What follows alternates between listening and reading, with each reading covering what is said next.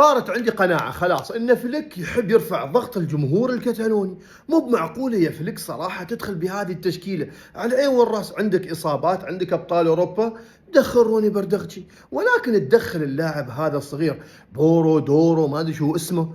يا أخي ما يصير، طبيعي جدا لاعيبتك راح يصابوا بإرهاق، يعني لازم يسجل عليك هدف وتروح رومونتادا وضرابة، ما يحتاج.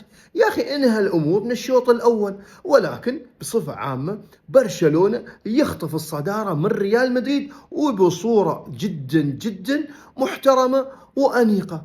وهذا هو برشلونة اللي اعتدنا عليه في الموسم الماضي مع فليك. أبطال أوروبا على الأبواب، وباريس سان جيرمان في مباراة كبيرة بين برشلونة وبين باريس. بصراحة يا مال واضح من بعد الإصابة شكله بدأ يعيد أفكاره، واضح انه بتكون له كلمة في مباراة ابطال اوروبا. اما ليفا يا ليفا، اهدافه صراحة تدرس، لاعب يعرف يتمركز، ولو الحظ يوقف معاه اعتقد ممكن ينافس بشكل كبير امبابي. مباراة رائعة جدا من النادي الكتالوني.